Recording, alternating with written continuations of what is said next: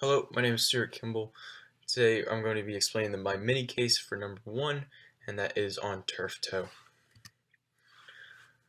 Turf toe is an injury at the first metatarsal phalangeal joint, or the first MTP joint. The anatomy structures involved are going to be the first metatarsal as well as the proximal phalange of the great toe. The soft tissue that's involved is going to be the medial and lateral ligaments of the first MTP. The mechanism of injury for a turf toe injury is going to be hyperextension of the first MTP, which is shown partially by the picture on the slide. Signs and symptoms: you're going to have pain that is localized or centralized at the MTP, the first MTP joint, which is shown by the red irritation as well as the arrow by the picture. You're also going to have an increased pain with push-off, which is this sort of motion as your foot leaves to begin running or walking and jumping. This is kind of the gold standard, if you will, for turf toe injuries. If a patient states they have pain with push-off, this should spark a light bulb and point you into the direction of turf toe.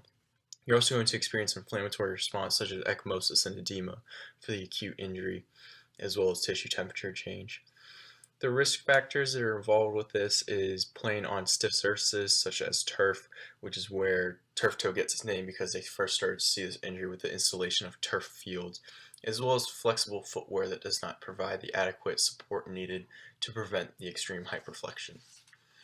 The history of this injury: like I stated before, they did not see this until the installation of turf fields. The first report of turf toe was in 1976 with the University of West Virginia installing turf fields. They had 27 reports of turf toe within that year. 2004 to 2009, 83% of all college football injuries were related to turf toe in a manner. Evaluation that leads you to believe that the patient you are examining has turf toe is based off of a extensive history taking. Like I stated before, that push off is a very signifying sign that your patient is experiencing turf toe. As far as special tests, you are going to need to perform range of motions for active, passive, and resistive. The great toe extension for all three: active, passive, and resistives, will be decreased with an increase in pain and the inability to possibly go the full way without the pain overtaking. The extensor hallucis longus manual muscle test will most likely have a decreased score that is not 5 out of 5 due to the pain that is involved with the extension of the great toe. The damage based off the turf toe, like I said before, it is ligamentous, so it is based off of the ligamentous damage scale, the 1 through 3 degree. 1 degree being some tears and injury, 2 degree being partial tear, and then 3rd degree being full tears. The surgical interventions are primarily done for 3rd degree injuries for the complete tears only. There are also other requirements that are needed to be met for the surgeries because it is a somewhat of an invasive surgery. Those other requirements involve capsular avulsions, fractures of the first MTP, retraction of the first MTP sesamoid, hallucis valgus deformity, vertical instability, loose foreign or hard tissue body in the first MTP joint, chondral injury of the first MTP, or failed non-surgical interventions prior to this.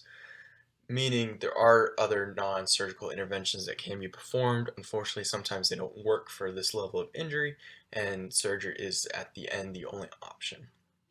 The procedure, as shown as the permanent markers on photo B, you're going to make a horizontal incision on the medial aspect of the foot, as well as a vertical incision on the in between the heads of the first MTP and the second MTP. This allows the surgeon to gain access to the first MTP joint capsule to be able to correct the necessary structures that were injured in the turf toe injury, as well as any others that were injured as far as those other criteria that I mentioned before. The only contraindication or problem that could stem from this surgery is that it is not a 100% guarantee that it will fix your turf toe problem.